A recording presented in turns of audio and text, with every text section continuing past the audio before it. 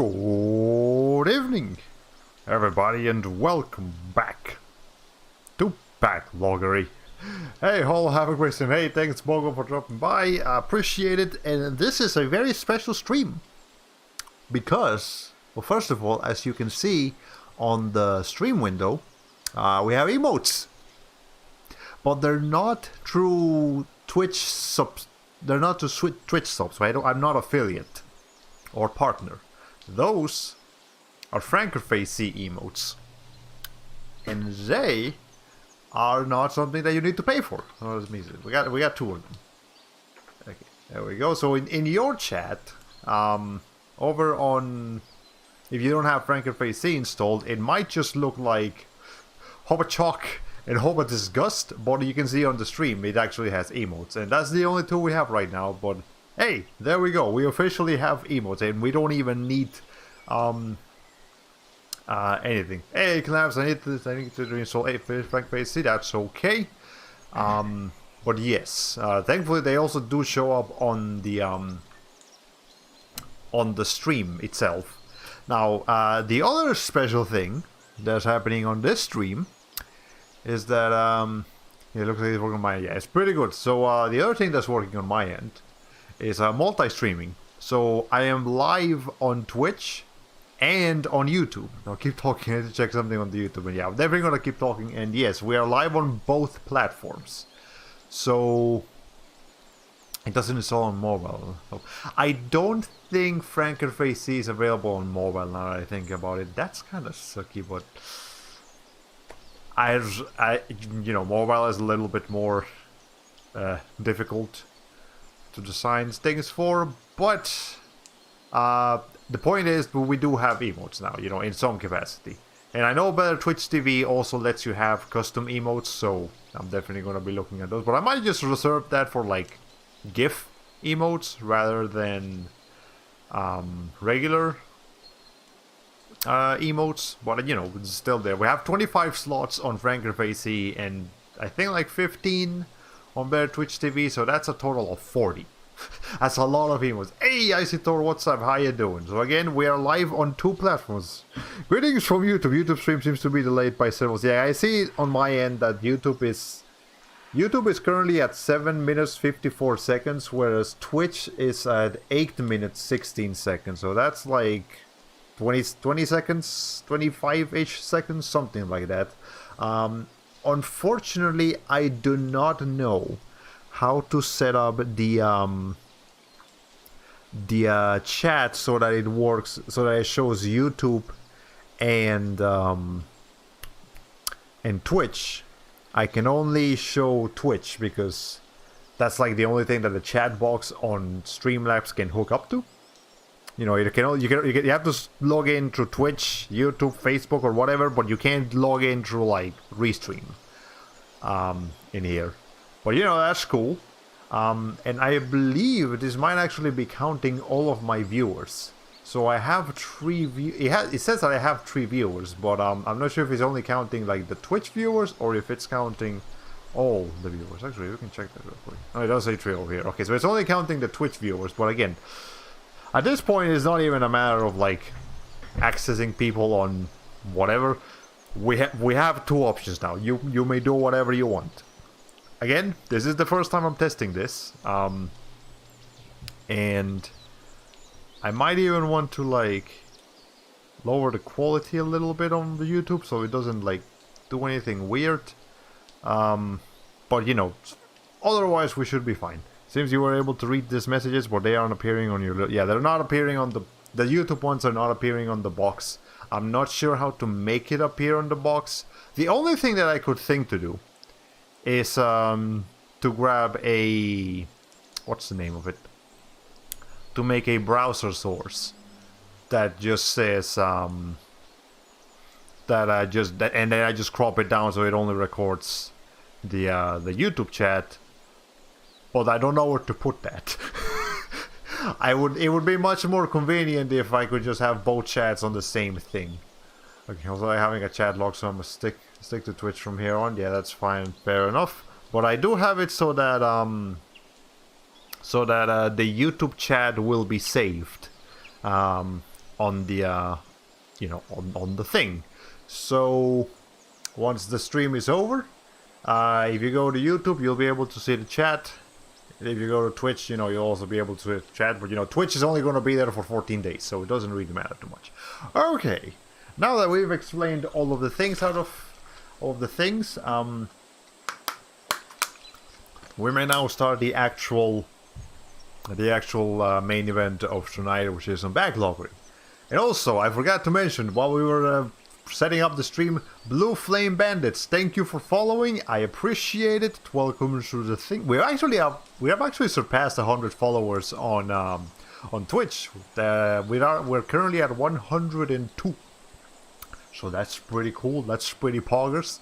Now again, a lot of those followers are from back in the day, like way back in the day. So a lot of them probably don't even remember that I exist. So I'm not gonna count it too much as if I actually had 100 followers, but I do have, number wise, I do have 102 followers. So that's pretty cool. I wonder what kind of threshold you need to hit to have YouTube chatters and monetize Super Chat. You need to have 1,000 YouTube subscribers in order to get monetized. Yeah, it's a big jump. It's a big jump. Like you need 50 followers and a couple of other things for Twitch affiliate, but you need 1,000 YouTube subscribers to apply for monetization. Pretty wild, pretty crazy, but you know what? It's fine. Alright, let's go ahead and get some Backloggery. So, I actually did take the time this time to take some pictures. Pictures of my collection. So, let's go ahead and get on with that. Here we have, let me pull it up a little bit. Where is it? There it is. So we have Vita games. I've only got 4 Vita games, so everything that you see here is everything, period. And let's go ahead and get started with the very first one here, which is actually the most obsolete one from all of these. Dragon's Crown. I don't need Dragon's Crown on PS Vita specifically because I've got it on. I mean, it's available on PS4, on PC, and the PS4 version, in fact, is like Dragon's Crown Remaster or something. I don't know what the remaster actually does, but yeah, it's a large titty witch game. Yes, we do have an alpaca. So yeah, Dragon's Crown. It's I played it for a little bit. It's pretty fun, but I know the main thing about the game is that it's like a 4-player beat 'em up. It's pretty fun. It's not the Vanillaware game that I'm most excited to play. That's probably either Odin Sphere or Muramasa. Those are much more like single-player focused, whereas Dragon's Crown is more multiplayer focused. But I'm still, gonna give it a shot one day. But again, I do intend to get it on a different platform. But we're gonna go ahead and add that Dragon's Crown for the PlayStation Vita. There's not too much stuff that I have on the Vita, but I believe I can get okay, here's the thing. I don't have a PlayStation Vita, I have a PlayStation TV, which is basically a Vita. It's a portable-ish device that lets you that supposedly the main way they advertise the PlayStation TV is that you can stream content from your PS4 into a different TV, like somewhere else in your house. So like if you have your PS4 on your room and you want to play on the living room, you can stream it over there. But it also plays PlayStation Vita games, and I don't know why they didn't advertise that first and foremost. Like, advertise the streaming thing second and the Vita thing first. Like, being able to play Vita games on the big screen is a big deal, Sony.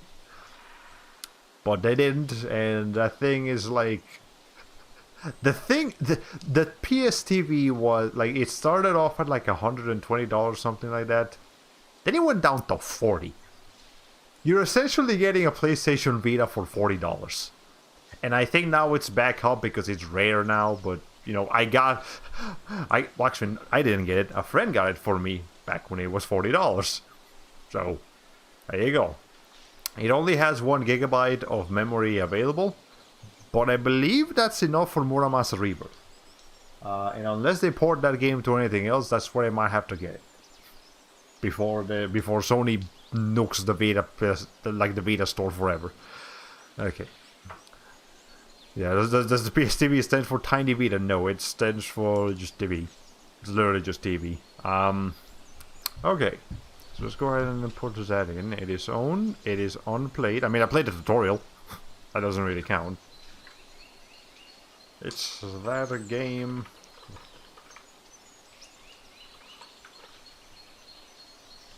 With the witch lady. You know, the one. Okay. And no score because I haven't played it. No achievements, no nothing. Dragon's Crown has been successfully added. Now I would like to go back over here real quick before we see that. You can see here that I actually did do a little bit of stuff between the previous stream and this stream. Dante's Inferno Divine Edition on PS3 has been beaten. That's what I spent That's what I spent a good amount of time the past couple of days doing. I tried to test it on RPCS3, and it worked fine-ish, so up until the point where he just froze. I didn't feel like trying again, and also there were some graphical glitches, so not really ideal. But yes, I played Dante's Inferno. It's as you can see here in the description, it is a God of War fan game. It has no freaking like I knew for going into it that it was gonna be a God of War clone, but I didn't realize how bad it was gonna be as a God of War clone. It copies the formula, it copies it copies God of War at a very surface shallow level, but it doesn't copy any of the quality. I would rant, but I've already talked about this game before, so I'm gonna save it for some other time. And I don't think we can stream this one either because there's so much sexual imagery in Dante's Inferno. There is so many nipples and even dicks every once in a while. And even though the game's probably listed on YouTube and on Twitch, and you could probably just do that, I mean, that's still kind of risky.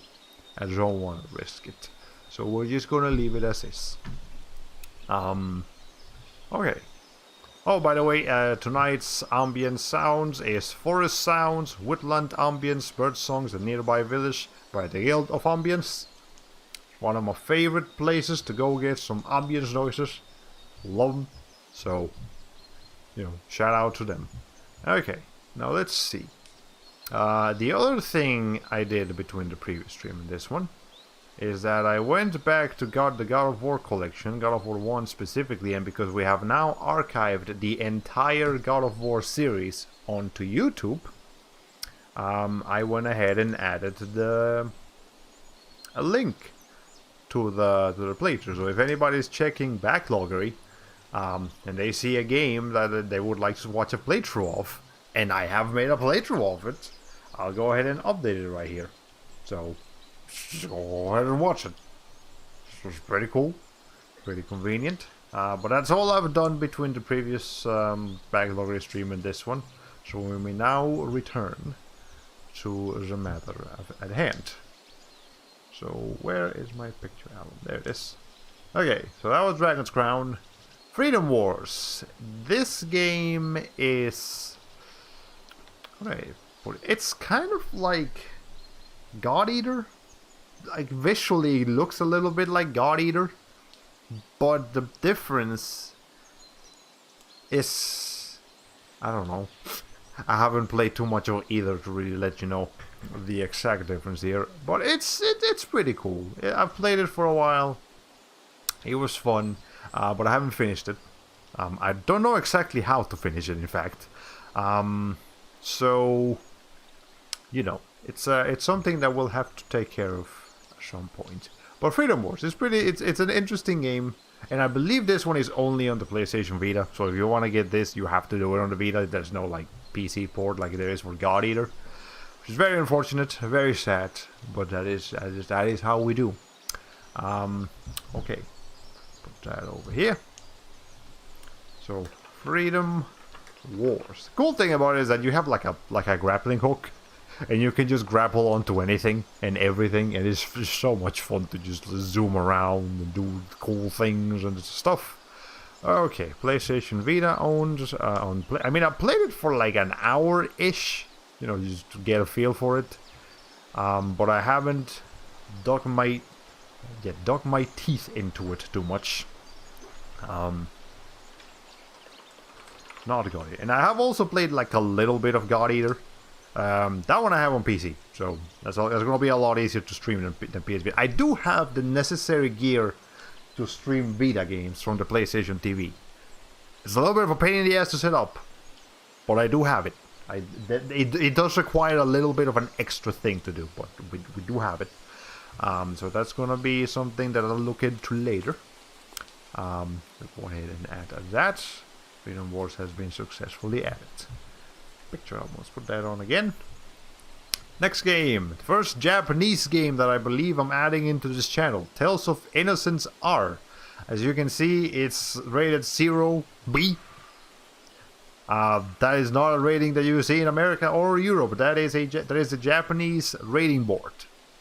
I don't know what B stands for in Japan. I think it's like the equivalent of T, more or less. But Tales of Innocence R. It is one of the many Tales of games that have never been released outside of Japan. Now, the original Tales of Innocence is a DS game. And there is a fan translation for that version of Tales of Innocence. It's made by Absolute Zero, like the translation, not the game. The translation is made by Absolute Zero, the same people that translated Tales of Fantasia and Tales of the Tempest. Yeah, Tales of the Tempest. Now, if you know that game, then you know exactly why the reaction is a little bit low. And they made a remake. Kind of. It's not like a full remake, but it is a refinement with better combat and 2 additional characters, and I think like a little bit of bonus content as well. So this is the better version of Tales of Innocence, but it's again only available in Japan. Now we can play it because the PlayStation Vita, thankfully, is not region locked, but it is just on Japanese. There is no fan translation of this one. I mean, I could technically use the translation of the DS version as a guide for this one, but there will be things that we're gonna miss out on. And obviously, if you're watching the stream, like if we stream this game and you're watching it and you don't speak Japanese, I don't speak Japanese. I mean, I can read a little bit, but definitely not enough to play a full, like, several hour long JRPG adventure. Hell no. But yeah, we'll have that, and you can, it's fun. The main thing that they upped there was the combat system. Like, they made it a little bit more fluent to be more on par with, like, the later Tales of games, because this came out before Vesperia, and I think they probably went back to it to make the combat system a little bit more like Vesperia, but I don't know the full details. I also know that on the DS, you can only have up to 3 playable characters on your active party, whereas the Vita version has 4. Pretty sure that's a thing. I don't know. Oh, so babies then. Yes, basically. But okay. Tales of Innocence R. That is our first Japanese game, so I don't know what you're doing. Tales of Innocence R. I don't remember why it's called Innocence, but I believe the fact that it's called Innocence is why the characters look a bit younger and more baby-like than in prior entries. Well, I think you need to check on chat more often. That message was sent over a minute. Oh, that's because I had the picture album up. It was blocking the chat. I mean, I can see the YouTube chat from my end, but I can't see when I pull up the album. I can't see. Well, I mean, I could probably just move it. I don't know why I make my life so fucking difficult sometimes. All right, whatever. Okay, Tales of Innocence are now this one. We are going to again. We can change the region, so we're going to change the region to Japan. And we're gonna put this as on plate. I would like, you know, big goal that I'm putting on myself here. I would like to get fluent enough in Japanese to be able to stream this game. You know, so I can live translate for you guys.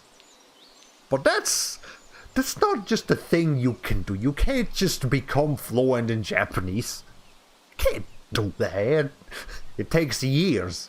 It takes Japanese people like 12 years to get good at Japanese. So it's gonna be a minute before we're anywhere even close to being that good at the language. But you know, it is something that I would like to do. It is something that I want to use as an incentive to learn the language. And you know, there's a big difference that, you know, those Japanese people, they learn it when they're kids and they're developing all of these other things. I'm learning it as an adult. I don't think my brain can really develop anymore at this point. I can learn new things, I can change ideals and stuff, but I don't think my brain's gonna, my like cognitive capacity is not gonna change much. Okay, progress node. Can't read Japanese. Most unfortunate. I'm gonna put that in there. And now we're gonna go back to add the final Vita game on the little collection. And that is gonna be another Tales of game. Tales of Hearts R. And this one's also an R because this one also started on the Nintendo DS and then got a remake on the Vita. Difference being, as you can see from being rated T for Jesus Christ, rated T for teens, this one did come out on North America. Tales of RTs, Tales of retweets. Yeah, it's Tales of retweets. But I don't know how different this version is from the original DS version, because there's actually two DS versions. I believe I've mentioned this before, but basically, okay, let me pull it up on over here. Tales of Hearts DS. Okay, what's the R mean, or did it blank out when you explained it before? I think R just stands for remake. I'm pretty sure R just stands for remake or remaster or redone, whatever it's supposed to mean. But okay, let me go ahead and pull that off. And we have here the Azalea Tales of Wiki. Let's see if we can find that thing. Okay. I'm pretty sure this one did also add a character, and that character is this dude, Gal Grunner. The Tales of Hearts R version, you know, has this character. The original does not. Everybody else in here, I'm pretty sure, is in both versions. Now let's see. So it's like Final Fantasy 7 remake. Yeah, pretty much. I'm pretty sure that's what that means. Okay. So reimagining, you know, anything that works like that. Okay. So where is it? I know there's a thing. Well, like there were two versions, and basically the main difference of the original DS version is that one uses anime cutscenes, whereas the other one uses 3D models and 3D CG cutscenes. I don't know if the game, the rest of the game is different, but the cutscenes are different. And apparently this came out on iOS. I did not know that. But okay. Let's see. Special limited resource that's on the placement includes a collectible items for the Tales of Hearts. Okay. Yeah, so here's the thing. Yeah, Tales of Hearts are... And then Tales of Hearts are Anime Movie Edition and then CG Movie Edition. There's two different versions. And they... I don't know why they did that. I don't get it. What was the point? You could have very easily just done the anime movie version that everybody was gonna get anyways. You knew that one was gonna, that's what was gonna sell. So whatever. Look, I'm not the one that did this. I'm just giving you the information. Okay. Tales of Hearts Art. Let's go ahead and add that in. It is generally a game that people like. Tales of Innocence is a little bit more divisive. Not too many people like Tales of Innocence, but Tales of Hearts R seems to be a game that generally everybody likes. Everybody that played it. Not too many people played it because it's on the Vita and nobody has a Vita. For the ones that did play it, yeah, they liked it. Some people say that it starts off kind of slow and they don't like some of the characters, but then the characters grow on them.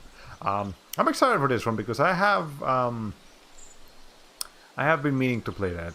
You know, I've been meaning to play a lot of Tales of games for a very long time. As I discussed with Tales of Celia and Graces and Berseria and Systeria. Actually, no, I haven't talked about Systeria and Berseria because those are the PS4, but I do have them. Okay, that's on plate. Progress notes. All hours on the Vita. Okay. No score yet because I have played it. And there we go. Okay, so that is our entire PlayStation Vita collection. So only 4 games. One of them is in Japan only. And yeah. Again, Dragon's Crown I'm probably gonna get on something else, like PS4 or PC, probably PC. And did my model just crash? I think my model just crashed. Hold on a second, what happened to you? Okay, you're disconnected. Give me a second, y'all. I'll be right back.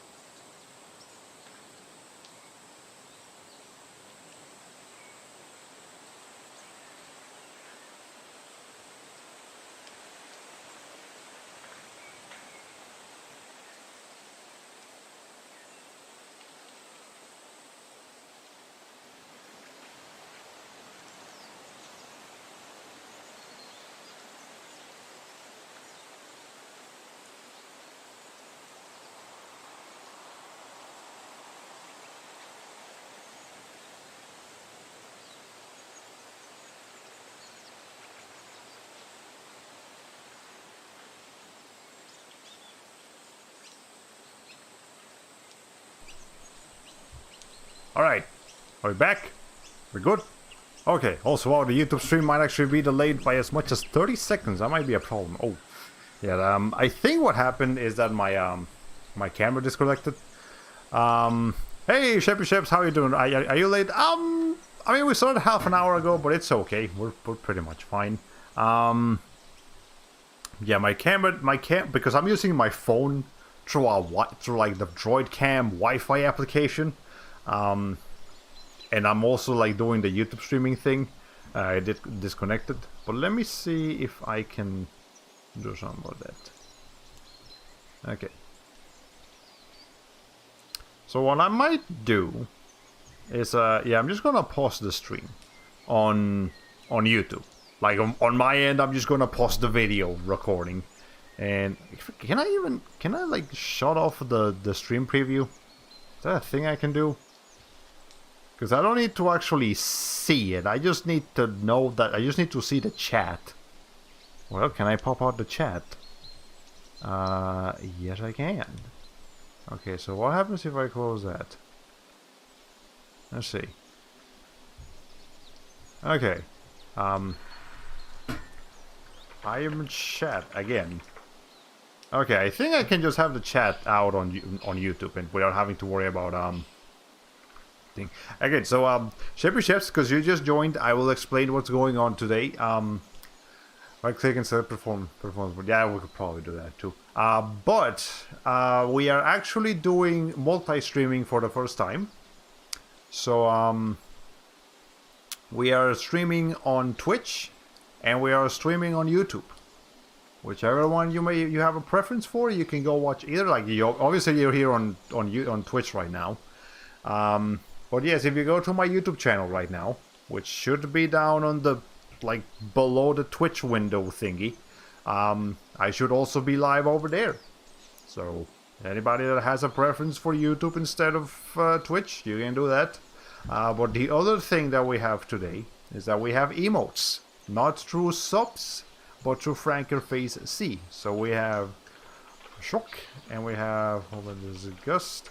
There we go. So on your Twitch, if you don't have Frankerface C installed on your browser, then you're just seeing a bunch of gibberish on the chat. But you can see on the stream that we actually have some emotes. So if you install the Frankerface C application, yeah, you'll be able to use emotes. You'll be able to see them. And again, it's completely free. You don't have to pay anything to me. You don't have to pay anything to Frankerface C. You just use this. And I'm going to keep making emotes and adding them to Frankerface C. You know, and as soon as they get approved, we will be able to use them. Okay, I think Twitch will be a preferred experience because of the free. Yeah, I unfortunately, I tried. I looked for what YouTube could offer in terms of the emotes. And unfortunately, there's really nothing. Like, there's better YouTube Gaming, which gives you Twitch emotes on YouTube. But it doesn't give you custom emotes. And, I mean, custom emotes is pretty good, man. I don't know what to tell you. But, I still wanted to be able to multi-stream because, I mean, that's just reaching a bigger audience. It's just straight up more people. I believe like I have an average of 2 to 3 viewers right now on YouTube, plus the 2 to 3 viewers that we have on Twitch. That's 6 people watching me right now. Like I won't be able to do that if I reach Twitch affiliate, which is why I'm like, after seeing one video that somebody sent me, I'm like, do I really want affiliate? Because there's a lot of stuff about affiliate that's like, you know, like, it's like, oof. And yeah, it's like, we might actually be better off by just doing this. And as far as monetization goes, I'll eventually probably just do like what's the name of it?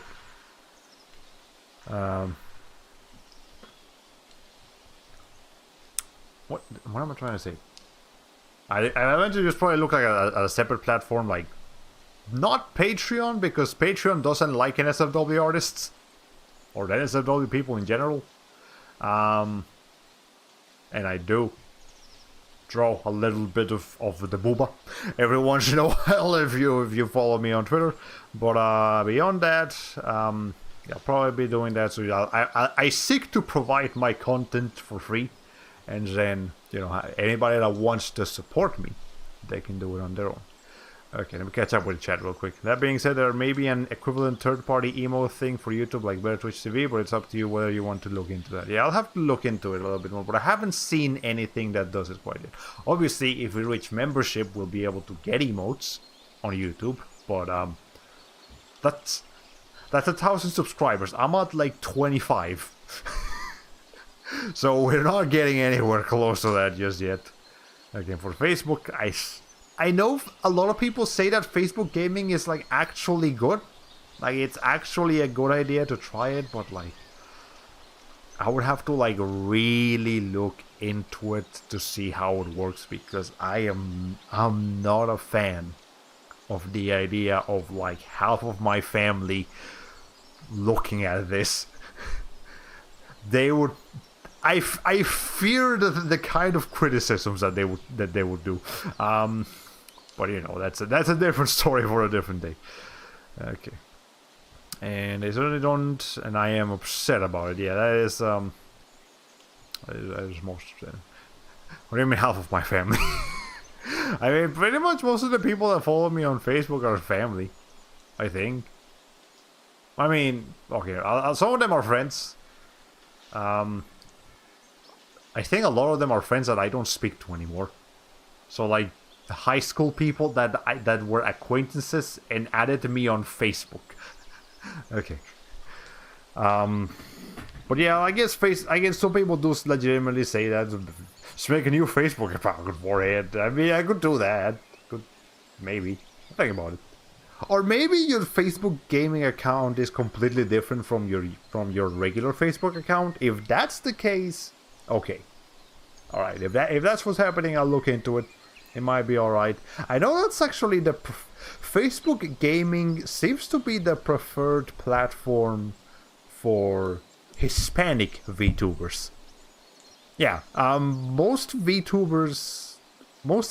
VTubers seem to like that actually focus on Spanish-speaking content and are not just English VTubers that can speak Spanish. No, the ones that are actually Spanish-focused seem to use Facebook gaming. I don't know why, but if I wanted to reach a bigger Hispanic crowd, that's probably where I'd have to go. So, there you go. Okay. What were we doing? Backloggery. Okay, so let's see. We go ahead and put up the picture album. And we have... Again, we're done with the Vita games. We're now moving on to the 3DS games. I don't have too many of these either, but I do have a few more than the Vita. So here we have the entire Fire Emblem collection on that is available. Well, I don't know if it's all of them, but these are the Fire Emblem games that I have on the 3DS. Fire Emblem Awakening, Birthright, and Echo Shadows of Valencia. I would like to point out that I'm not really the biggest Fire Emblem person.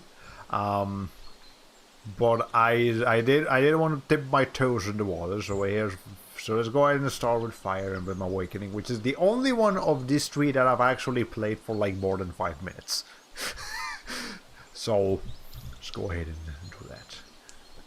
Get ready for another. But hey, Fire Emblem, what a bad time for me to have to leave a chat. Yeah, I'm sure you would have a thing or two to say about the games. Yes, let's go ahead and add these over here. Fire Emblem Awakening. It is, as far as I understand, it would have been like the final Fire Emblem game if it didn't succeed. It was something like what happened to Final Fantasy, the original Final Fantasy, where if Final Fantasy 1 did not succeed, then that was gonna be the end of like Square. Not even just the Final Fantasy, just Square in general. But thankfully it did succeed. So Fire Emblem Awakening is basically the same story. Let's see. Yeah, it's like Fire Emblem was kind of stagnating. It wasn't really pulling too many big numbers, too many sales on the West, and so they put everything they had on Fire Emblem Awakening. And if this one didn't succeed, then that was gonna be the end of Fire Emblem. But it did. It succeeded. People fucking love Fire Emblem Awakening, from what I hear. Okay, disconnecting from home Wi-Fi because it's so damn slow. Also, serious question: have you spent more hours in Fire Emblem Warriors than all of these 3DS games combined? Yes. The answer is 100% yes. I have spent about like 2, maybe 3 hours in Fire Emblem Awakening. Because that's like the one game I play when I'm doing like trips. Like when I'm traveling out of state or on the airplane or whatever, I'll put it up. And Fire Emblem Warriors is the one that I actually played on the Switch. So I've got several dozens of hours on Warriors. I've got like 3 to 4 hours on Awakening, and I have basically nothing on the other two. So yes, okay. I wonder if them refusing to localize new Mystery of the Emblem had anything to do with that. I'm not too informed on that department, so I'll let you be the judge of that. But for real, Path of Radiance and Radiant Dawn sold horribly for some strange reason. Yeah, that probably also explains why they're so expensive. Like, those games are really expensive if you want to get like physical copies of them. But dude, you're gonna have to shell out. You're gonna have to whip out the moolah. You are not getting those for cheap. So honestly, I wonder Tree Houses did as well as it did, given the serious bad history on home consoles. Yeah, but the Switch, the Switch is like the new thing. It's like half a hybrid between like a console and a portable, and apparently there's rumors of like that Nintendo is like for reals, no jokes, going to reveal like a pro version of the Switch this year. Again, it's rumors. Rumors have been wrong before, even when they say they're probably not. So take it with a grain of salt. But that we definitely would benefit from that. The Switch is not powerful enough anymore. It might have been okay a couple of years ago. That is no longer the case. The Switch, the Nintendo Switch P. Yes. Okay, Fire Emblem Awakening, Nintendo 3DS. It is. I'm not gonna mark it as unplayed, but I have marked it as unfinished. And what I did play of it is fun. I'm not very good at strategy games or tactical RPGs. That's what the RPG. I think it's what's the difference between a strategy RPG and a tactical RPG? I think tactical is. I think this is tactical because it kind of looks like Final Fantasy Tactics. Kind of. Maybe, I don't know. Point is, games like this one, I'm not very good at them. I've never been like the. I can do turn-based combat, but like full-on strategy it's just never clicked. But I did enjoy what I played of Awakening, and I think I would probably enjoy it best by just doing like an easy playthrough of it, rather than a difficult playthrough. The difference is hazy. Yeah, it's. I've seen both, and I've like.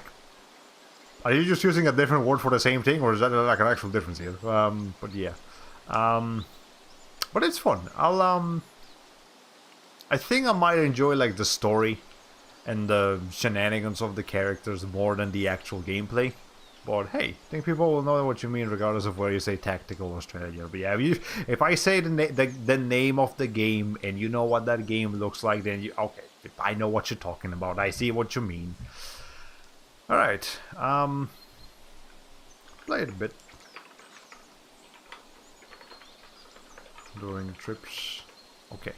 So a strategy game without the RPG attached to it implies more like StarCraft. Yeah, so like, that would be an RTS, for example, like real-time strategy, like, like we were talking last week about Age of Empires, that would something like that, or StarCraft, as you mentioned. And then there's XCOM, which is considered more like it's not a real-time strategy game. That would be more like a strategy RPG or a tactical RPG, because there's actual turn timers. You can't just send everybody to do things at the same time because it's not real time. It's waiting. You have to wait a little bit, and they offer completely different experiences. Despite the fact that it's almost the same genre, it's one big enough difference in gameplay. One like massive enough difference to the core formula that it makes a whole different genre. So that's pretty cool. Just consult TV tropes to brush up on the nomenclature. Yeah, it's probably the best idea. Always just consult TV tropes if you've got a question. They probably have an answer. Okay, is that? Next game on the list was Fire Emblem Fates Birthright. There's Fire Emblem Fates Birthright, and there's Fire Emblem Fates Conquest. And then there's also Fire Emblem Fates, the third one. The one that's not available physically. That one you have to like download. What's it called again? The other one. Okay, so which of the 3DS games have you spent the most time in? Awakening. The other two, again, I've barely even touched. Revelations, yeah. Fire Emblem Fates Revelations. Okay, that's the other one. I have Birthright. Because I've heard that out of the three, between Birthright, Revelations, and Conquest, Birthright is the easiest. Whereas Conquest is like hard as shit. You know, if I'm not very good at it, and they offer a similar... Now, obviously, the other difference is that they have completely different stories. You know, in this one, you follow the Hoshido family? Yeah, you follow the Hoshido family, whereas the other one you follow the Nor family.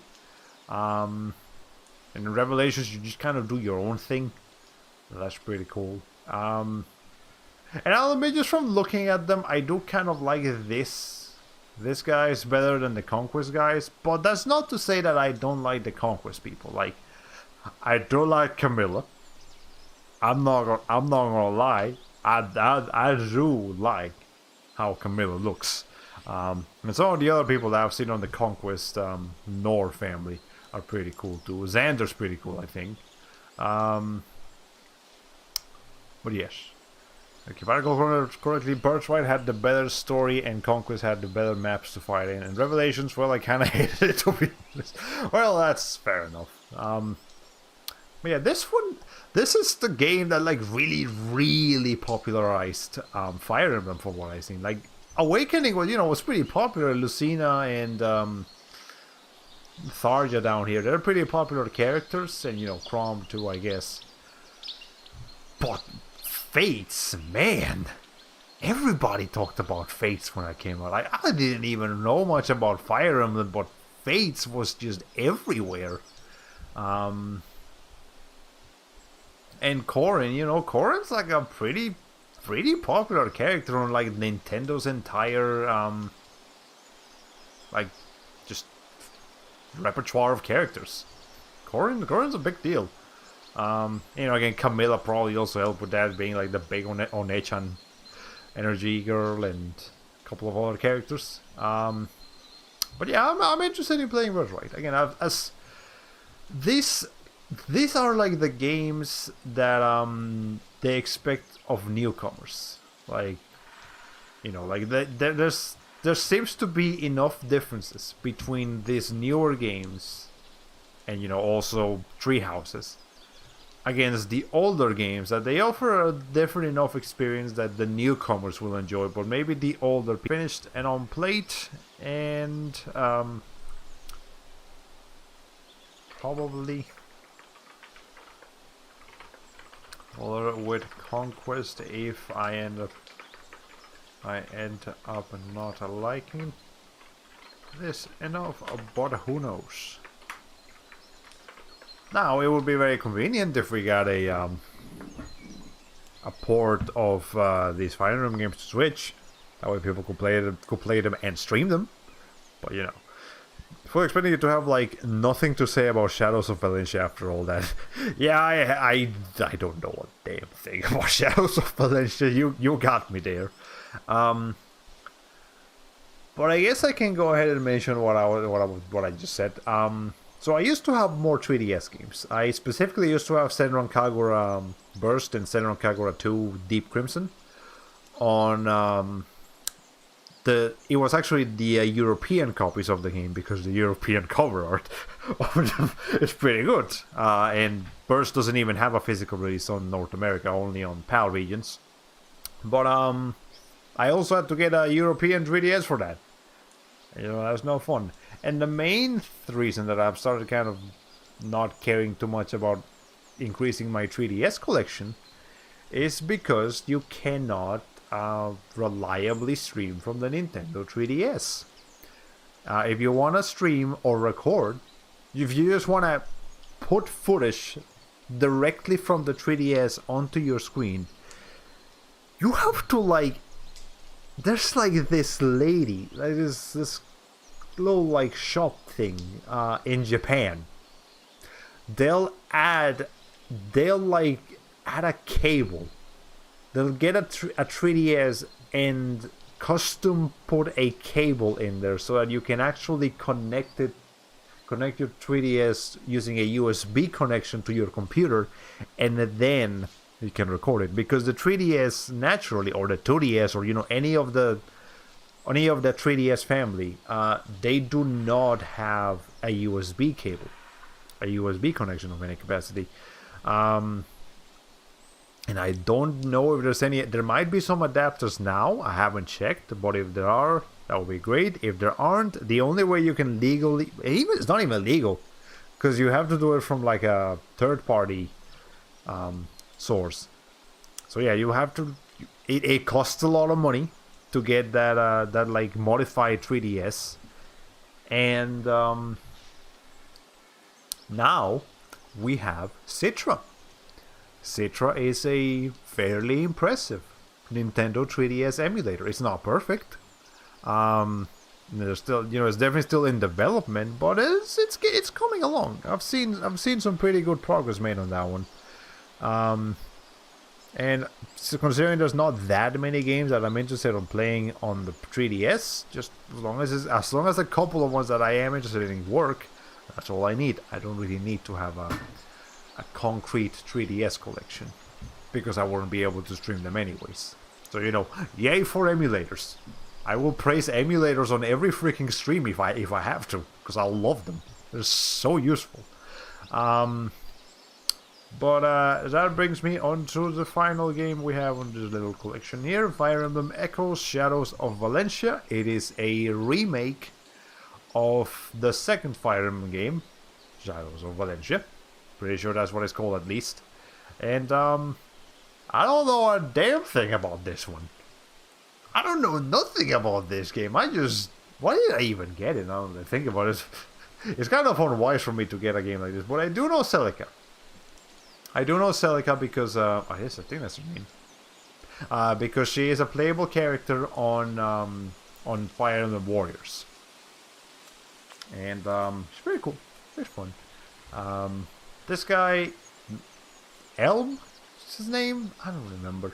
But yeah, they're cool. I think it's like two separate stories, or like you get. I don't actually know the details, and I know this one has like a weird dungeon exploration system that is just not seen in any other Fire Emblem game. Which is definitely, even for like the modern standards, it's still a deviation. So question: do you still need the game to use an emulator? You do not.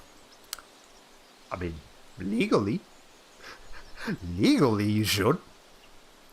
But I mean, if you're not gonna tell Nintendo, I'm not. We don't have to tell nobody. Okay. Citra will reach perfection when we can play Kid Icarus Uprising with an alternate control scheme. Okay, to legally dump your own game copies, yes, you'll need a modded console and cartridges. Yes, you would. If you want to actually legally do it, yeah, you have to modify your 3DS, and you have to dump them directly from your 3DS and your copies that you own of the game. But again, I don't have to.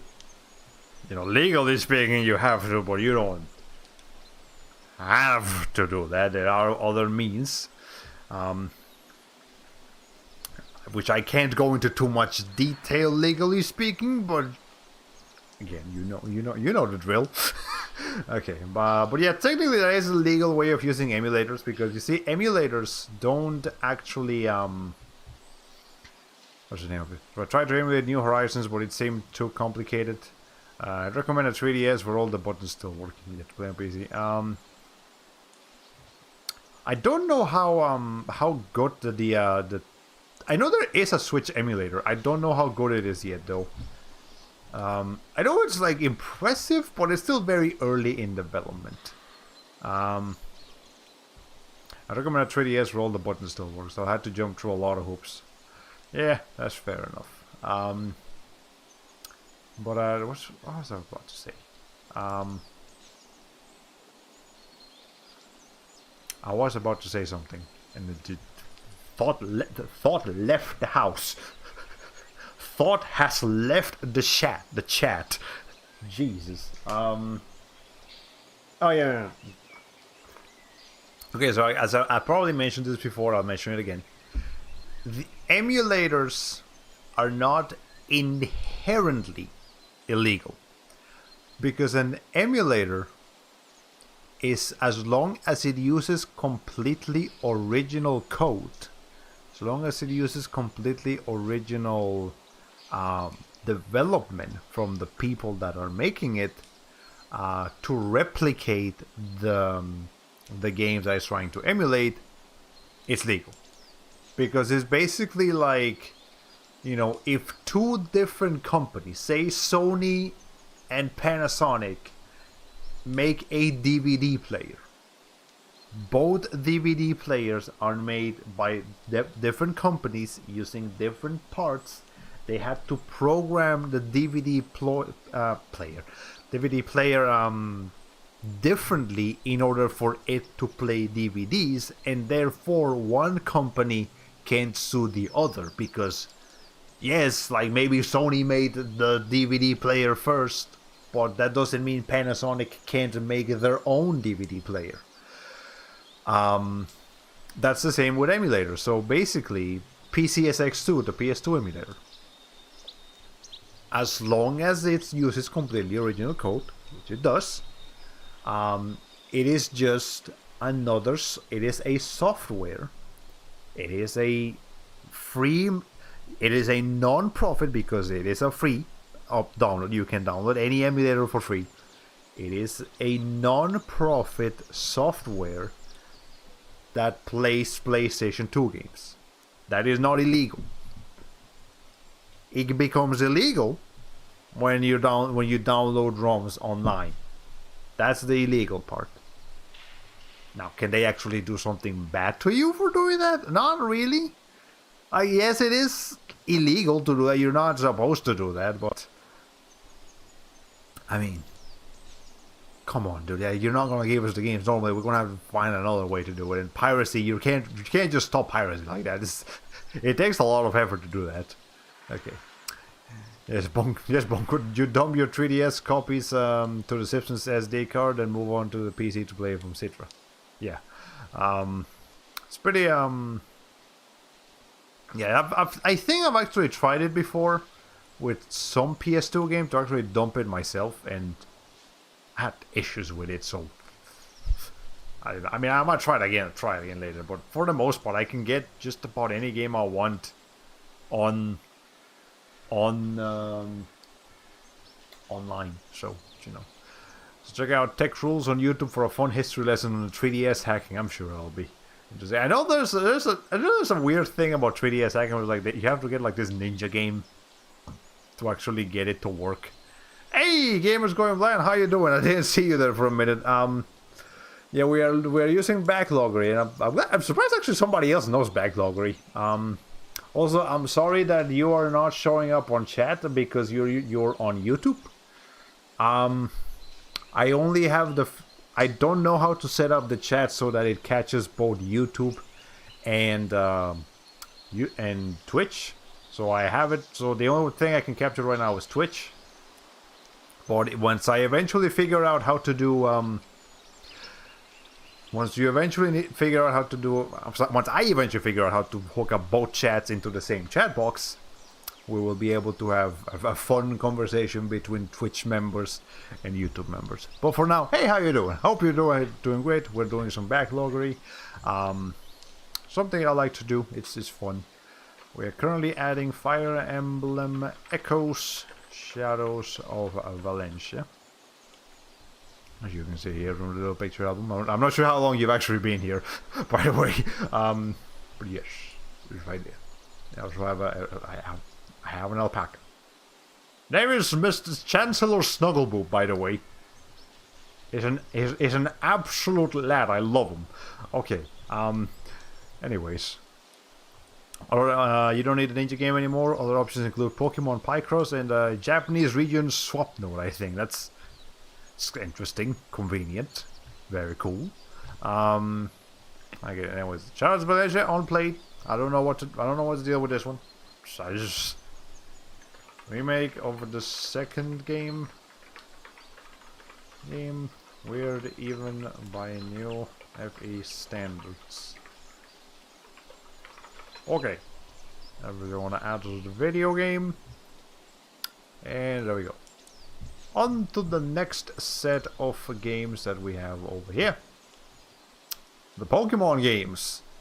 Might seem like two, but you may see that there's a little one over here, because I don't have the... This is the only game in my entire collection right now for which I do not have the box for. But yes, my Pokemon games, and these are the only Pokemon games I have. I have Fire Emblem Warriors on Switch, so there's another Fire Emblem game we're not counting yet, but Pokemon games, this is it. So I got Pokemon Baby version, yes. Let's go ahead and start with this one, Pokemon X. It is Gen 6. I've only played 2 Pokemon games. I believe I've mentioned this before. Pokemon Fire Red and Pokemon Omega Ruby. Those are the only ones I've played. And, I mean, those are the only ones I've finished, rather. I have played a couple of other ones. But, the only ones I've actually finished are those 2. Pokemon X, however, I did start it. And I played it for a while. I got about 10-ish hours into the game. And the last place I visited on that game was it was a mansion. Yeah, it was some kind of mansion. You can find Audinos in there, and I was looking for I remember I was looking for an Audino, whatever you call them, for a while, like a while. Jesus Christ, I was stuck in there for like an hour hunting for a freaking Audino. And I finally got one, and then like I think that's the last thing I did. I got my Audino, I was happy, and then I moved on with my life. And when I talked to on Discord, dislikes X and Y, I don't know why, I like it a lot. I remember liking Omega Ruby a little bit more, considering they're very similar to each other. But yes, I have mostly heard positive things of X and Y, but hey. It introduced character customization, not counting Battle Revolution the Wii, and it also introduced Mega Evolutions. Now, I believe there's only like 5 Mega Evolutions you can actually mess around with on the, before the end game on X and Y, is from what I've heard. But, Omega Ruby was a lot better about that. Okay. Anyways, now, here's a nitpick. Here's a huge nitpick that I have with Pokemon. So in English, right? In English, you say Pokemon, or Pokemon, or whatever. The accented part is right here on the Po. In Spanish, we call it Pokemon. So the mon part is the one that's accented. But the actual accent mark is here, on the E. If we're being accurate to that pronunciation, the name of this franchise is Pokemon. Pokemon. Not Pokemon, not Pokemon, Pokemon, because that's what that accent mark does. Pokemon, yes. Why did they put that there? That's not again, the pronunciation would have it either be here over the O, so it's Pokemon, or on this O, so that it's Pokemon. But this makes it Pokemon. Why did they do that? That upsets me. Like, that's just grammatically incorrect. Or again, either it's grammatically incorrect or literally everyone in the entire world is saying it wrong. Because even in Japanese, I'm pretty sure they say it Pokemon. Yeah, I'm pretty sure in Japanese they say it Pokemon. Or Pokemon. Or Pokemon. Pokemonster. Yes, they say it something like that. They don't accentuate this part. Ay, ay, ay. The anime songs and artworks pronounce the accent correctly. Oh. That's okay, I did not know about that. But still, everybody says either Pokemon or Pokemon, but nobody says whatever. Rants over Pokemon X for the Nintendo 3DS Entertainment System. Played up to that mentioned bit, got an all. No, moved on and moved on with my life. I didn't get an Audino specifically because I know Audino has a Mega Evolution. Looks pretty nice. It's heckin' swell. Okay. Now let's. I don't want to give it a rating because I didn't finish it, but yes. Cool thing. I know the game is set in France.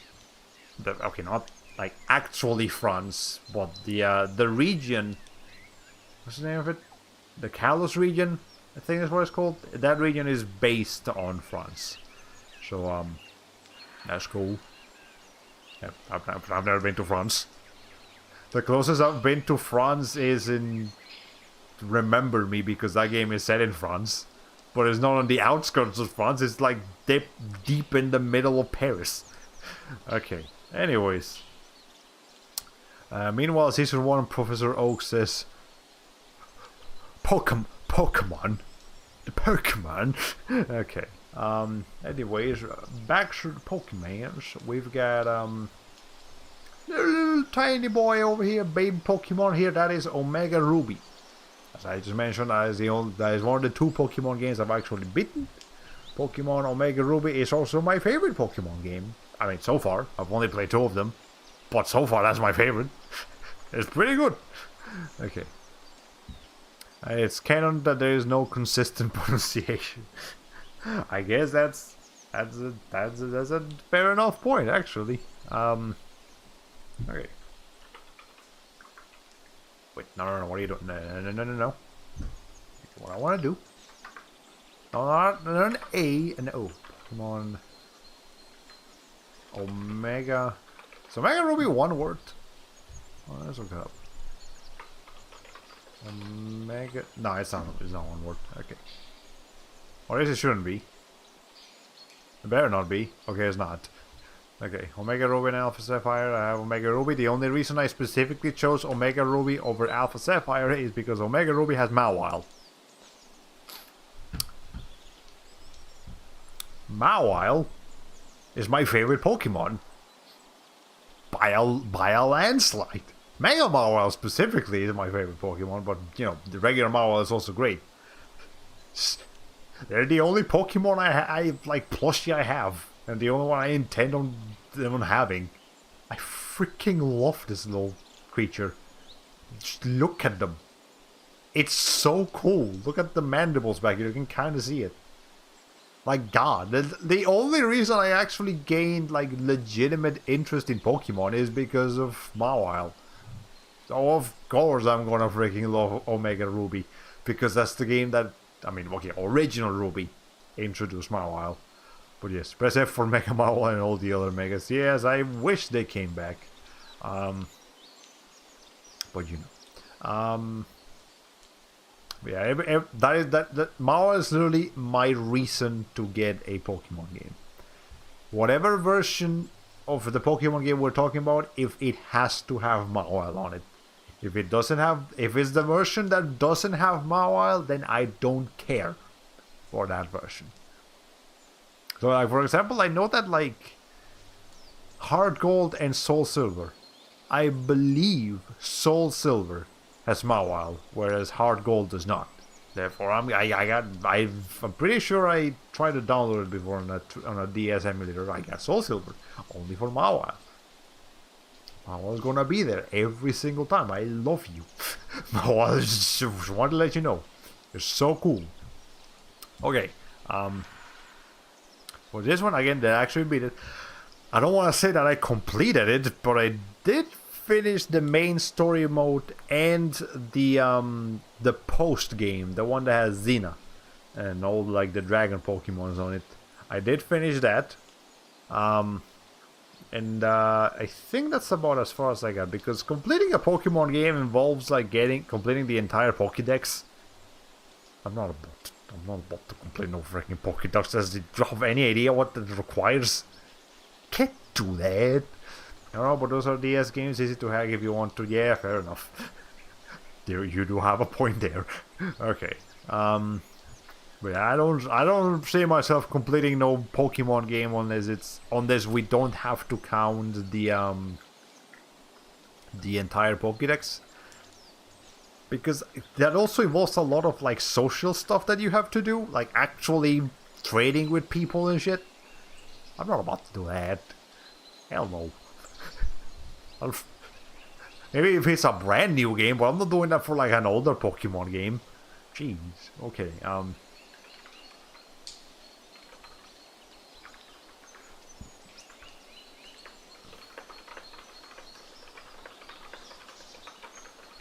There we go. Alright, and this one, 5 out of 5. This game was fantastic. I do have one complaint. You know the IGN, like, too much water meme? I know it's a meme, but, like, I actually get it when I played the game. There is legitimately, like, way too much fucking water in that game. That is my one complaint. There's a bit too many water sections. You consistently need a Pokemon that knows how to swim way too often. And I mean that's fine because the game also has Milotic, or you know the one that starts as an ugly fish and then becomes a majestic sea creature. Yeah, that one. I freaking love that one too. The Pokemon Company itself has officially ditched the gotta catch 'em all thing as of Sword and Shield, so don't worry about it. Yeah, that is an entire topic of discussion, but fair enough, you do have a point. Okay, but yeah, fantastic game, loved it. As soon as it's what's the name? What's the word I'm looking for? As soon as it is viable to stream it from Citra, I would like to do a playthrough of it on Citra. That is fun. Only a madman 100% a modern Pokédex. That madman being the completionist. He did it for Pokemon Emerald. Not even Ruby or Sapphire. Emerald. The big one. Okay. Took him like 200 something hours. It was insane. Okay. Now let's see. What is the next game on the list? Yes! Pokemon Ultramoon. Not regular Moon, Ultramoon. I've been told that Sun and Moon and Ultra Sun and Ultramoon are different games. Like, there's not just an upgrade of the previous one. It's like actually different enough to be its own thing. As I've been told. And I don't know, man. Like, is it really? Like, I know it's got like some new cutscenes. I know it's got like this what's the name? Necrozma? Like Necrozma versions of the Pokemons. But like, I don't know. Like when I name like Ultra Sun and Ultra Moon, I don't feel compelled to get the originals. And I believe it's similar with Black and White and Black and White 2. Like, despite, like, or no, it's actually the opposite. Like, despite the fact that Black and White and Pokemon Black and White 2 have like different characters and different things, are they really sequels? I don't know. I've basically been told like if you're gonna go for Black and White, just get Black and White 2, not the first one. But, you know, I don't know enough. I'm just going by word of mouth here. I don't have experience. I don't have enough experience with this franchise to tell you which one you should get and which one you shouldn't. Don't listen to me. Listen to the people that have been playing these games for years and years and are like so angry at Nintendo right now. For multiple reasons. For Ultramoon, I believe both versions, you know, Sun and Moon or Ultra Sun and Ultramoon have Mawile in it. So I just got the cool one. I know most people prefer like the hot version. Like there's always like a version that looks more aggressive than the other one. So like sword and shield, you know, the shield is defense, the sword is offense. So most people got sword. Sun and Moon, you know, Sun is bright, Moon is dark, so most people got Sun. But even X and Y, because the X on is like cool, whereas the Y is like all like it's got Evatol. You know, that one looks a bit more cool, I guess, more whatever. Point is, I like the non-offense focus verse. I don't know what to call it. But I think you know what I'm talking about. Black 2 had the movie studio side quest, 3 new gyms, several new areas, and lots of changes to existing locations, like the final city being frozen over, but you can't go to Enskasham. Oh, no. Okay. Anyways. Pokemon Ultramoon. I don't know much about Ultramoon. Out of those 3 Pokemon games that I showed, this one's the one I know of the least. I know it's got the Z moves. I know it has the Alolan versions, but I don't think there's much else to really do here. Gotta go now. See you next time. I appreciate it. Sorry, I'm gonna love to discuss that specifically. How the heck does Diamond and Pearl relate? I don't know. I know people like them. I don't know how they relate to anything though. But I am interested in the what's the name of them? Shining Pearl and is it Bright Diamond and what's the name of the new ones? What's the name of them? Shining Pearl, Brilliant Diamond. That's what it's called. Okay. Yeah, I'll look into them. I'm not gonna get it day one. I'm not in the habit of getting games on launch, but you know, it's cool. Okay, Ultramoon. I know this one's also a very divisive game in the Pokemon series. Like, not too many people like the Sun and Moon games. I don't think too many people say that the games are outright bad, but it seems like Pokemon fans are not satisfied with the newer games. Now, I am fully aware of all of the shit that went down with Sword and Shield. That I'm very familiar with, because I was right there with that controversy was happening. And like all of the shit that like Game Freak got on because of how much they lied over Sword and Shield. I know why people hate Sword and Shield. I don't know why people hate Sun and Moon though. I'm sure there's a reason, but I'll have to find out for myself. People hate it. Have to find out for myself. Again, it's not. I don't think people think it's an actual bad game. It's just they don't like it as much. Okay. Now I believe that is it for my Nintendo 3DS games. Let me drink some water, and we will now proceed with the next game on the list, which is going to be, or games on the list. We're now moving on to the Switch games. So we're starting with this tree right here. I love how two of these are Warriors games. And starting with Fire Emblem Warriors. That is the other Fire Emblem games that I mentioned that I had. It's the I actually made a playthrough of this game on my old channel. I'm not sure if I'll do another playthrough like for this new channel, because the game's alright. It's not bad, but I don't know. There's so much bonus content that I don't want to do. Like, the main story is alright, but like, all the bonus shit, I'm not interested. It's not my cup of tea. But okay. Go ahead and add that to the list. Fire Emblem Warriors. Does it have a colon? Let's see. Fire Emblem Warriors. Oh, it doesn't. Okay, never mind. Does not have a colon. That is a Musou game based on the Fireman series, as you would imagine, from the Warriors title. That's what all the Warriors games do. On Nintendo 3DS, this was Nintendo Switch. What is Nintendo Switch? There it is. Okay.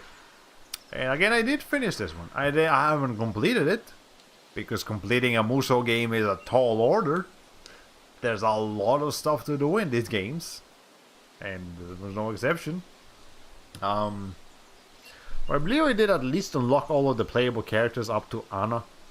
You know, Anna was the last one that I had to unlock, and I did that. I think I did that on stream, actually.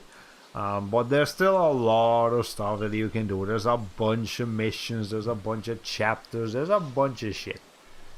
There's a bunch of shit you can do in these games. And I'm not particularly interested in doing it. I mean, I might, but maybe one day. But if I'll have to like come back to it stuff. There's no achievements on the Switch, so nothing I can really put here. Finish the main campaign. Unlock characters. But still I have many side missions to do. And I don't think I'll ever actually do it unless I get really bored and I feel like going back to it. Game's alright. I don't want to give it a 4, but it's definitely not like below a 3. That's fun enough. I think I would probably enjoy it more if I was an actual like big Fireman fan, where I actually knew the characters better and stuff. But I also am aware that the game has a huge bias towards the new Fire Emblem games. So like most of the you can see it right here on the cover. You've got Chrom from Awakening. You've got what's his name?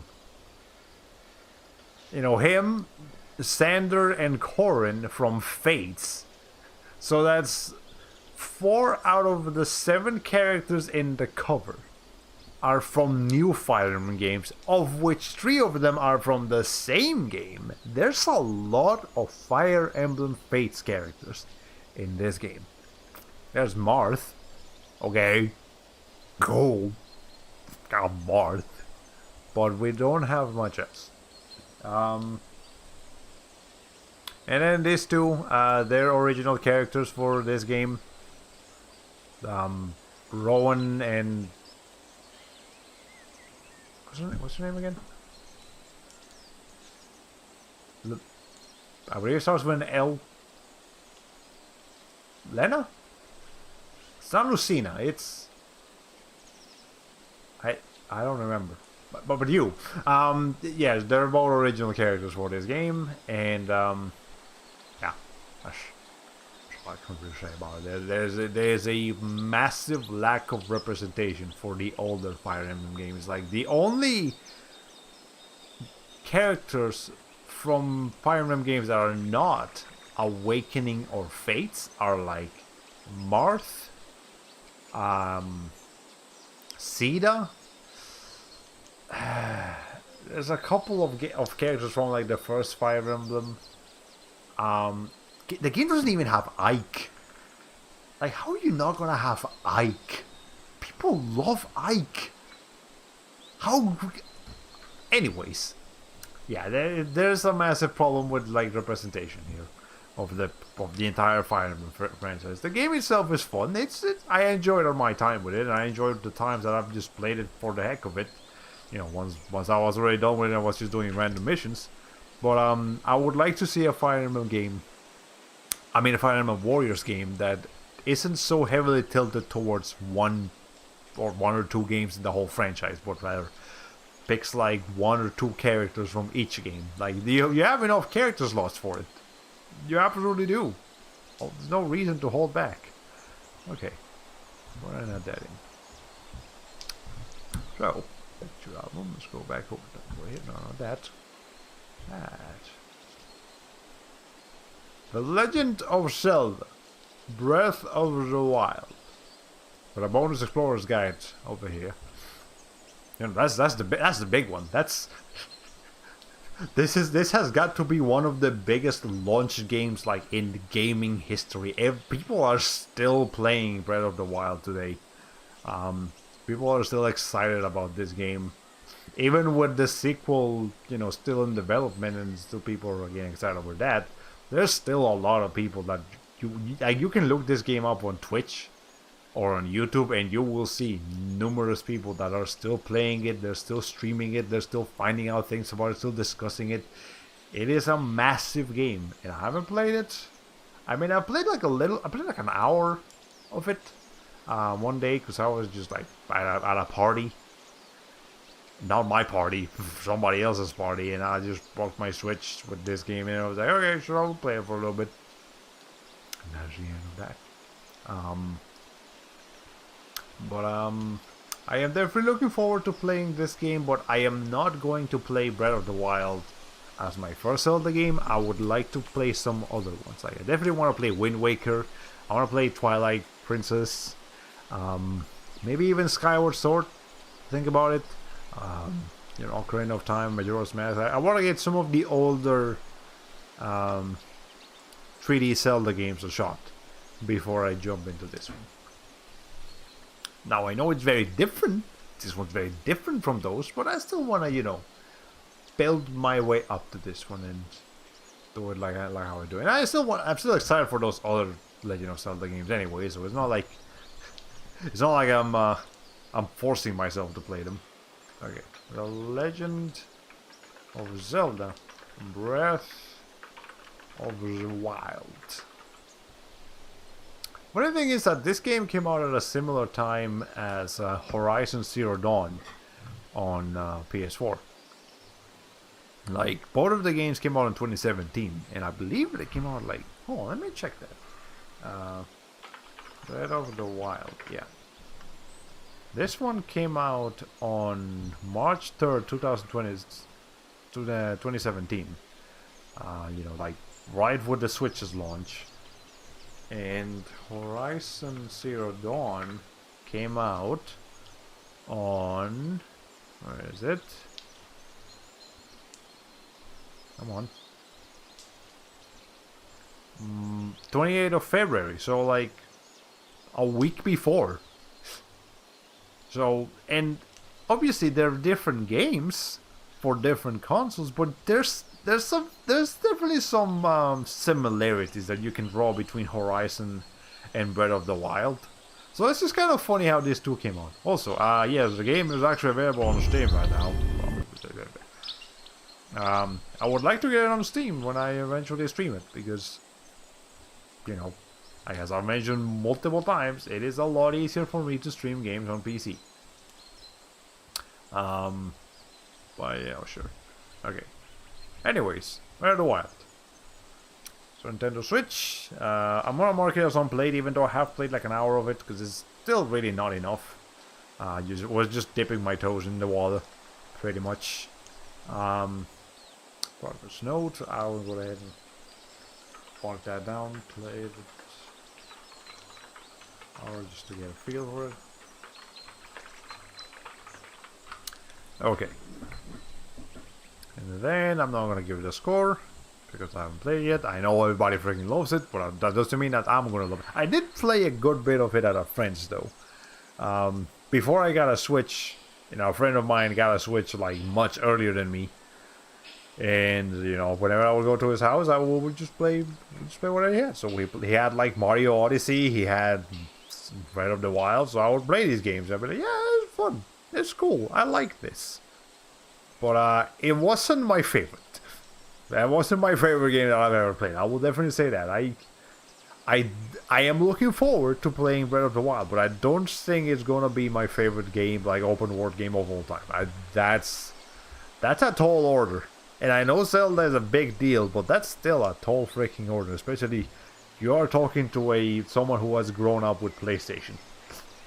Well, it'd be hard for a Nintendo game to win me over. Over the stuff that I've personally experienced. Okay. Hyrule Warriors Definitive Edition. Again, another Warriors game, and fittingly put right after Zelda, because this is a Zelda Warriors game. I think that's obvious enough. But this is the first one. This is not Age of Calamity. I do not have Age of Calamity. I only have this one.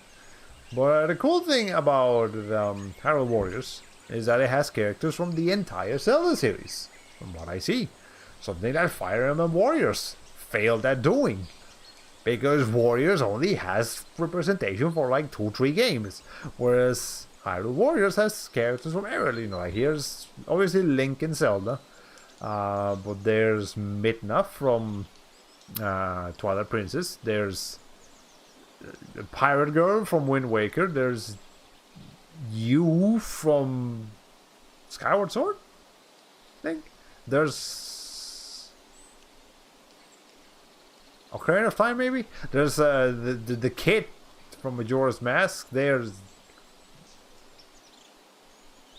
Bunny Girl, Bunny Boy.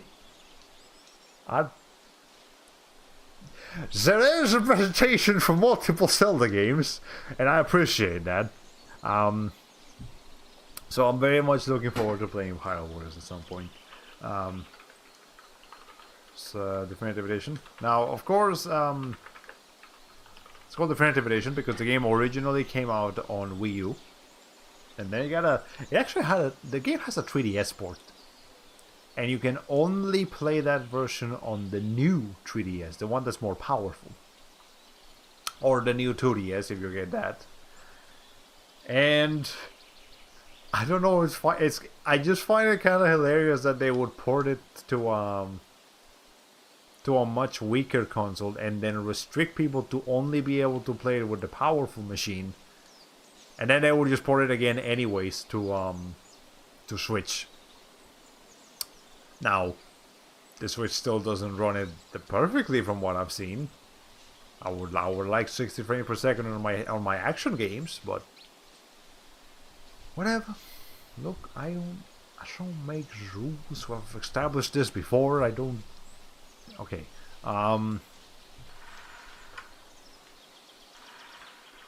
Much better franchise representation than Fire Emblem Warriors. That's all I can really say about it because I don't know much about the game itself, gameplay wise, or story wise, or what the thing is wise. Okay. Add that to the list. I think it's water. We've been streaming for an hour and 38 minutes. 39 minutes actually. So I think we're going to do, 20 more minutes. We should be able to finish our Switch games, maybe, hopefully, perhaps. And then next time we'll move on to something else.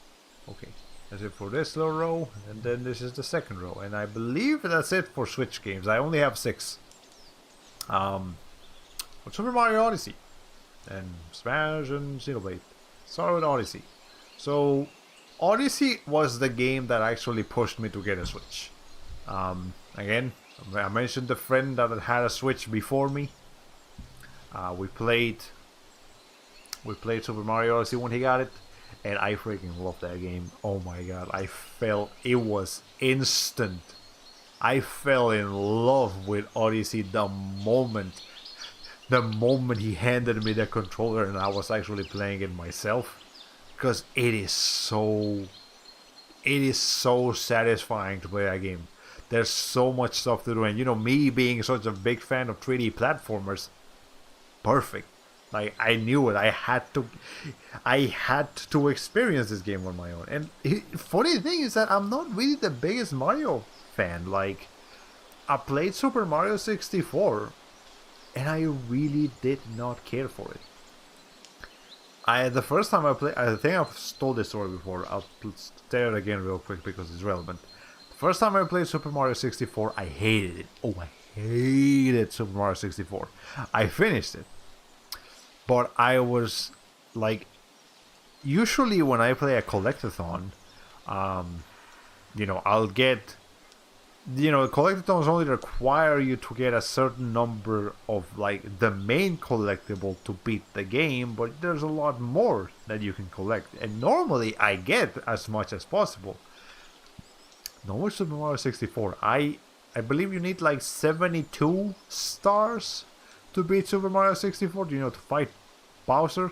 As soon as I got 72 stars, I went straight for Bowser, finished the fight, and then was done with it. I did not enjoy my first playthrough of Super Mario 64. Later, I came back. I went to Nintendo Capri Sun's channel on YouTube, and I watched his playthrough of Super Mario 64, for which he did 100%. He got all the stars. And with him, guiding me to like tell you, okay, so this is like a good strategy to get this star, and this is that. Also just being a fun Let's Player. I was like, okay, fine, I'll give it another shot. Maybe I was too harsh with it the first time. Maybe I just didn't get it. So I played Super Mario 64, and on my second playthrough, I enjoyed it better. I still didn't think it was fantastic. There's a lot. The game has shown its age a lot. That game is one of the very first 3D platformers ever made, and it shows. But at least I appreciate it a lot more now. And then I have a little bit of experience with Mario Galaxy and a little bit with Sunshine, I think. And I am interested in playing Sunshine properly one day. Same for Galaxy, but again, my one experience with Mario was 64, and that was very sour. So I'm surprised at how much I enjoyed Odyssey. Like, Super Mario Odyssey is honestly one of the best 3D platformers ever made. There's so much to do. There's so many. It's super fun to control Mario. It's, the mechanic of actually controlling enemies and stuff is great. The level design is awesome. The feel of that game is awesome. It's just fun. Like, again, Nintendo brought the fun back in video games, because there was a time where video games were like just lacking fun, and Nintendo came in like, okay, no, we're making video games fun, and this game is just fun. I love how fun it is, and I very much appreciate that. And I did complete it. I got all the stars. I did not enjoy the very last challenge, the one that where you have to go into that, what's the name of that thing? That like section, that lava thing, whatever. The final secret level. I got really frustrated with that one. I did not enjoy it. But the rest of the game up to that point, for the most part, there were some moons that were very annoying to collect. But for the most part, it was fun to play the rest of the game. The main playthrough was a blast. Going back to do completionist stuff was fun. Not as good as the main stuff, but it was still fun. And then the last challenge is where I got like frustrated. But again, other than that, the rest of the game was phenomenal. The reason I got a Switch, obviously there were other games that were pushing me to get one, but this was the one. It was like, okay, I need this game in my life. And so I'm giving it a 5 out of 5 because it is fantastic. Freaking love Super Mario Odyssey. And I hope I love the other Mario games as well. But, going back, Super Mario Smash Bros. Ultimate. Of course I freaking have Smash. Everybody has Smash. It's one of the... I knew there was going to be a Smash Bros. Game coming to Nintendo even before they announced it. So I knew I had to get a Switch for this. And boy, am I glad it's Ultimate, because Ultimate is fantastic. It is so much fun. But it is arguably the best Smash Bros. Game. I know there's still melee purists that like really stand by melee, and I'm not gonna judge them for it. If they like melee better, that's fine. But otherwise, Ultimate is great. I mean, it's still getting up there. Pyra and Mithra just released like yesterday. Yeah, that was yesterday. They came out. Well, okay, it literally just turned midnight, so it's officially 2 days ago. But you get the point. There's still 2 more characters to reveal, so we still got plenty of stuff to do in this game. Let's have to get here. And I have not played through the entire, not this. It's not story mode, but you know, like the main mode, I guess. I have not played through that. Well, I have played the individual characters as like challenges, or like their own little story modes, I guess. I don't know what to call them, but not for all of them, but for like a good bit of them. And I've also played a fair bit of online matches and played with friends. Like usually when I'm hanging out with friends, as rare as that is nowadays, when we do hang out, we play Smash. Like 9 times out of 10, there's gonna be Smash. And there's one friend that's like an actual like pro player. The other ones are just the rest of us are just having fun. So we like he single-handedly beats all of us.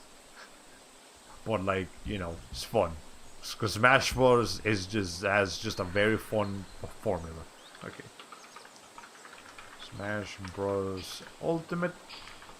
Now I do not have any DLC for the game.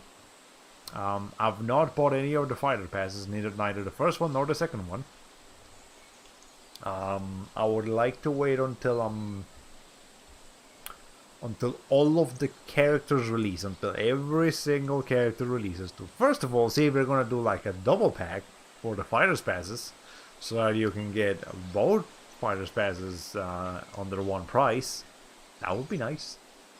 If not, then I'll just have to buy the both, because I do want the characters. All of the DLC characters look fun. Well, yeah, they all look fun. I mean, I'm not the biggest fan of when I have to fight Hero or Joker for that matter, but that doesn't mean they're not fun. Okay. Anyways, so I'm not sure if to mark this as beaten. I'm gonna go ahead and mark it as no, for now. I could go back and mark it as beaten and complete it once I've done the other stuff, but for the most part, I mostly enjoy Smash just playing it. Like, usually I enjoy story modes in games, like even competitive games and like racing games and stuff, but in Smash I actually just enjoy going into a match and smashing people. Like, the core gameplay is just that fun. So I'm gonna mark it as null until I go back and beat all the other stuff, because for the most part I just enjoy playing it. Going into lobbies with friends and stuff. I have played with Kazuma and the Fighting Dreamers a couple times. That's a lot of fun when we do that. But okay. The perfect game with friends. This is probably the cheesiest thing I could say about it, but it's true. It is legitimately a very fun game to play with people, and it is a 5 out of 5. Fantastic. You gotta have Smash in your life. Okay, and then last but not least, actually yes, least out of these 3. Last, Xenoblade Chronicles 2. I have not played Xenoblade Chronicles 1 or Xenoblade Chronicles X. And I got Xenoblade Chronicles 2 because I don't know, just did. And it has a very slow start. Oh my god, this game takes like 3-4 hours to open up. And I played through that tutorial, and after I was done with that tutorial, I was like, okay, Basically, I was trying to just get to like the first bit of the game to get a better feel for it. And it took me so long to do that. Oh my god. Like, I'm sure the game itself is fine. It'll probably be an enjoyable experience, but man, is that a bad beginning section.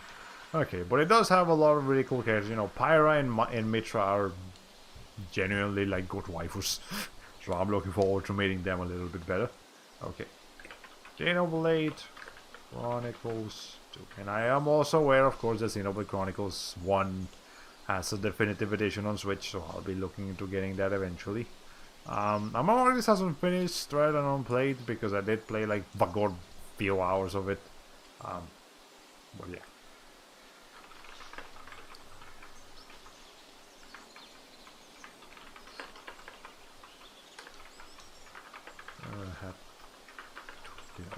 Yeah, it's unfortunate that it's the only thing I have for the game. I have to say for the game right now, but again, I'm hoping it gets better. Okay. All right. Cool. That's Xenoblade Chronicles, and that is, I believe, it for the Switch games. Because now I'm just showing off. So this I cannot play any of these because I do not have a Japanese PlayStation 2. But I love Higurashi. So I got the physical copies of all three like PS2 games that came out in Japan only. So I believe, let me actually look up the names.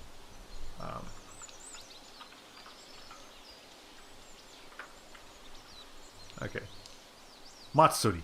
Yeah, that's what they're called. So Higurashi no Koroni Matsuri. And then there's the Kakera Asobi edition, and then there's the Kakera Asobi edition, a pent version. I don't know what that means. I think this is just like an extra thing that you can add to this one rather than being a whole new game. I don't know how it actually works, but I know Matsuri means festival. Thanks to Matsuri from Hololive, I now know that Matsuri means festival, but Higurashi no Koroni Matsuri. Again, I cannot play these, and there is a Steam release of these games. So if I ever read the visual novels on stream, it's gonna be the Switch release. I mean, not the Switch release, the PC version, which is actually translated and stuff. But again, I just freaking love Higurashi, and I wanted to own this. I wanted to have this this collection. And that's just something that's sitting on my shelf. I'm not even gonna add it to Backloggery because I can't do anything with them as far as playing them. This is just a collector's item. This is 100% just a collector's item. That's all it is. But yeah, we're gonna ignore that actually adding these for now. That's just, again, I'm just showing off here. Okay. These are the games that I can actually add here. So yeah, I actually do have 2 PS2 games. Besides this 3, but I can't do anything with it. I do have 2 PS2 physical copies. I've gotten rid of the grand majority of my PS2 games in favor of emulating them, so that I can actually stream them better, more easily. Besides, I also don't have a way to record PlayStation 2 footage directly from the PlayStation 2 at 60 frames per second. I can record from my PS2, and that is what I would have to do for Klonoa 2 specifically, because this game still does not emulate well on PCSX2. Apparently, the new development versions of PCSX2 fix a lot of the issues here. So it's looking like it's very possible that in the near future we'll be able to emulate Klonoa 2 appropriately. But until then, that's why I still have my copy, and I might still even keep my copy even when they do emulate it, because I fucking love Klonoa 2. It is easily my top 5 side scrollers. Probably in my top 5 platformers in general. And Maybe even in my like top 10 favorite games of all time. I love Klonoa 2 Lunatic's Veil. It is a phenomenal game. It is so good. And we're gonna go, before I move on to the other stuff in here, we're gonna go ahead and add it to Backloggery. Okay. 2 Lunatic's Veil. Whatever is whatever. However you say that word. On the PlayStation 2. I am sad that this game has not been ported to anything new. I believe I discussed this last week, or not last week, like 2 weeks ago when we discussed Klonoa on my PS3 collection. And I'm still sad about it, that we haven't heard anything about it. But please port it. If we never get Klonoa 3, I mean, it hurts, but that's fine, I guess, at least. But please make the first 2 games available for more hardware. Like, we can't let this franchise just go to waste. Please. You know how much I love this. Mana and Uncle, you got it. You can do it. I'll give you money. You can do it, please. Okay. However, despite all the praise that I just gave it, I have not completed it. I have only played it. Beaten it, basically. Agreed. Yes, I freaking love Klonoa so much. Because completing the game requires you to, like, again, just like in the first game, requires you to, like, go back to every level and, like, get all of the gems in a particular way. Like, when the game gives you a multiplier, like a double gem multiplier, you have to make sure that you get all of the gems that you possibly could get with that multiplier while it's happening. And there's some other stuff like that that I haven't gone back to do, but I would like to try to give it a shot one day, hopefully. But yes, let's go ahead and add it. Again, I would like to very much be able to play this on an emulator, because the game runs at a consistent 60 frames per second. That it never drops below 60. It is very well optimized. But I can't show you that 60 frames per second goodness on my PS2. So I have to rely on an actual emulator to show that off. So, yeah. Progress note. Finished multiple times, but never got all the crystals or whatever. I don't remember what they're actually called. Like, are there dream gems? It might be dream gems. But we'll just call them. Oh, okay, we'll call them gems. Okay. 5 out of 5. Fantastic. Love it. Oh my gosh, so good. I've already ranted enough about how much I love this game. So let's. We've got a few more minutes, like 2 more minutes. So let's go ahead and finish this off quickly. Tales of the Abyss. This is my, as of yet, my second favorite Tales of the game. My first one is Tales of Vesperia, but Tales of the Abyss is my second favorite Tales of game. My favorite character is Guy, because I fucking love Guy, but I do like Tyr and Jade quite a lot too. I do not like Luke. I don't think anybody likes Luke. Luke is a piece of shit. But the rest of the cast, minus you, are pretty good. Pretty fun characters. And the game, and the actual combat system is great. The story is great. The music is great. Everything about this game is great. Except you. You suck. Alright. But let's go ahead and add it over here. I don't want to take too much of you guys' time now, because we're reaching the 2-hour mark. We gotta get going here. Those were the Abyss on the PlayStation 2. I actually did almost complete it. I played it the first time like 3-4 years ago. Loved it. But I only played, I did not do many of the side quests. So then I replayed the game with a New Game Plus file that didn't really work quite as well as I was hoping it would. And on that second file, I did do like almost all of the side quests. Almost. I could not because the save file was kind of messed up, I could not get one of the outfits for Luke on the on that like arcadey side scroller mini game, and I also did not manage to beat the super secret boss on hard or higher. I believe is what you have to do to get one of the titles. So yeah, there were like 2 titles that I did not get. Otherwise, I did everything else. But technically, that still counts as no, you did not complete this game. There's still something else to do. I'm not counting the cooking titles though. If I have one character's cooking title, that's good enough for me. Because the cooking titles, fuck it. That is a grind and a half. The rest is fine. But the cooking titles are just not going to happen.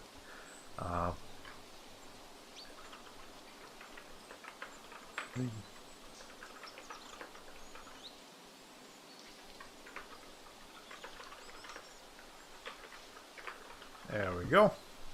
And again, otherwise the game is phenomenal, fantastic. It is also available on the 3DS.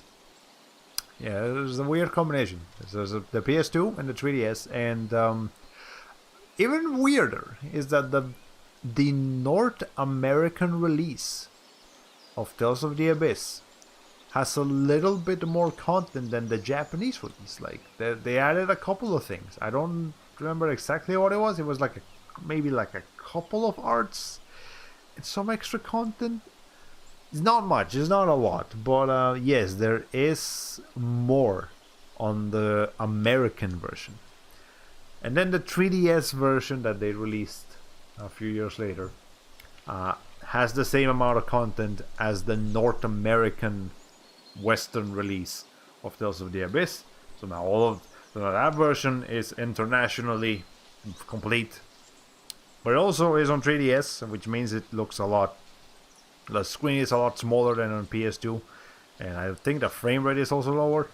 Like it runs at 30 instead of 60. Well, I mean, the game, the battles run at 60, but the rest of the game runs at 30.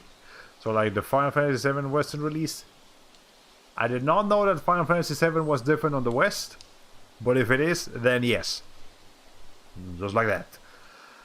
Again, weird that they would do that with this one, because generally Tales of games do not they do not favor the West. There's a lot of Tales of games that are still only in Japan. So it's weird that the Western release is the one that would get more content than the Japanese release. But they haven't done that since. When Vesperia came around, they gave us only the Xbox 360 version, not the PS2 version that's like actually complete. But you know, then they made the Tales of Vesperia Definitive Edition. I have that one. That's the complete version of Tales of Vesperia. That's the one you want to get. Remember the North American release of Final Fantasy VII had ruby weapons exclusive to it or something similar. I think I know what the ruby weapons are. I did not know that they were not in Japan. Thanks for that information. I'm sure we can look it up, but that's just fine. Oh, I didn't look it up. Okay, 5 out of 5. Great game, fantastic. If you like action JRPGs, by which I mean action combat. You know, the exploration is still going to be like the same, just as any other, you know, turn-based RPG. But you know, the action combat, that's a pretty big sell point for the series.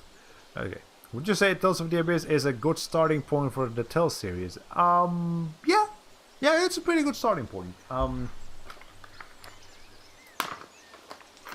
Hold on. I've heard from a couple of people that arguably the best Tales of game to start might be Tales of Celia on the PS3, but Tales of the Abyss is pretty good. It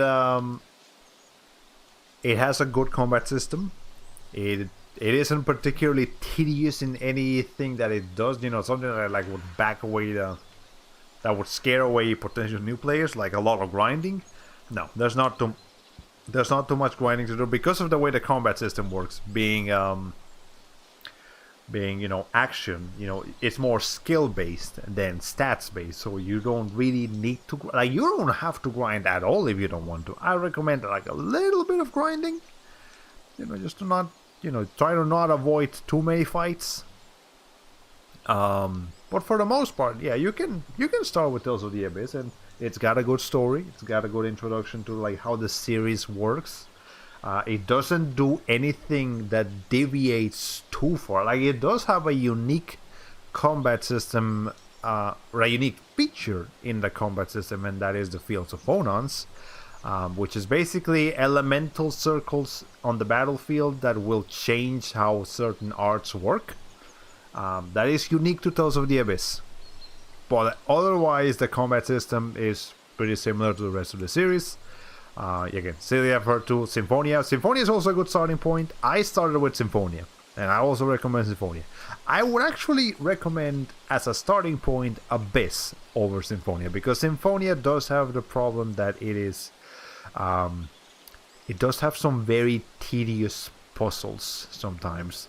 I still love the game. Still love Symphonia. I talked about that on my PS3 collection.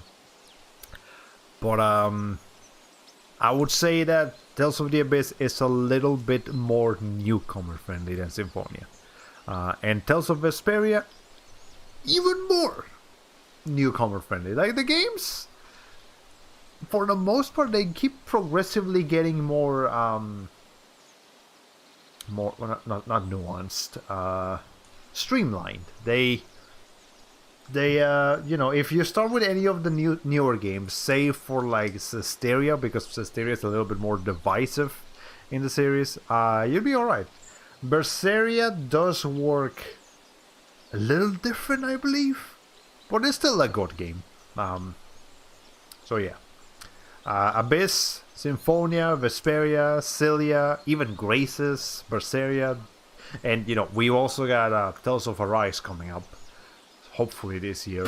Actually, apparently there's a patent going around for Bandai Namco Next, which people are speculating that it is a Nintendo Direct style presentation for Bandai Namco. And if we're talking Bandai Namco games this year, that's Tales of Arise, that's Scarlet Nexus, that's Elden Ring. I know there was a leak going around of Elden Ring not too long ago. That's Hinokami, Demon Slayer Hinokami Kypton, the upcoming Demon Slayer fighting game, which I'm upset that it's a more fucking fighting game, but that's a different story. And they might even have something else cooking up. So yeah, there's enough games that Bandai Namco currently has in the oven to warrant a presentation. So I'm looking forward when they make an actual announcement. Again, all we have is a patent. Bandai Namco themselves have not made an official announcement, but I'm looking forward to them making an official announcement sooner rather than later. My top hype game is Tales of Arise, because I'm a huge Tales of fan. But I know Elden Ring is gonna be the big one. I know Scarlet Nexus is still pretty cool. Like, a lot of people do enjoy that game. Not enjoy it. They don't know if they'll enjoy it. Well, a lot of people are hyped for that game, is what I'm trying to say. And again, we'll see what else they have. Okay, last game we're going to be adding tonight, because it is now 2 hours and 9 minutes of streaming. Lost Odyssey. This is the only Xbox 360 game that I have. Not true, I actually have a few more, but I'm not going to count them, because the games that I have on 360, the other ones that I'm not showing you, I also have on PS3. So, I think it's near the Saboteur and Vanquish. I don't think I have Vanquish on PS3, but I can get that on PC, so it doesn't really matter. This one is the one we got. What do you want? Lost Odyssey. This is still a Microsoft only game. It is not available on PC, but it is backwards compatible. Like the Xbox One and the Xbox Series are both backwards compatible with this game. Multiple Xbox 360 games, but specifically, yes, you can play Lost Odyssey on the new Xbox. And that's all I need to know to get me a new one. Because I do have an Xbox 360 still, but I would like to upgrade before playing this. But yes, Lost Odyssey. I don't know much about the story. I did play the first section to get a feel for the gameplay. But I remember when this game came out, people were saying like, "Yo, this is one of the best JRPGs ever." And like, whoa, hey, oh, that's a tall order you're saying right now. What, one of the best JRPGs of all time? You can't just say that. So it's a big deal. And so big deal, in fact, that even though this is an Xbox 360 game and uses Xbox 360, space capacity, there's 4 discs in here. Yeah, there are 4 discs in this game. So that's impressive. Like, how much freaking content is there here? There's gotta be a lot. So that's honestly a little bit intimidating. But again, I have heard nothing but high praise for Lost Odyssey. So I am excited. A little bit intimidated by that 4 discs shenanigan. But hey, it's supposed to be a quality product. Okay, and this is the last game we're adding tonight. This is the only game I have on the Xbox 360. Probably gonna stay that way, because I'm looking to get it. Well, I mean, I might get a couple of backwards compatible games even when I get an Xbox Series X or S or whatever. But for now, I'm keeping my physical copy of Lost Odyssey because I want to play that. I definitely want to play that when I get I should definitely get one eventually, but okay.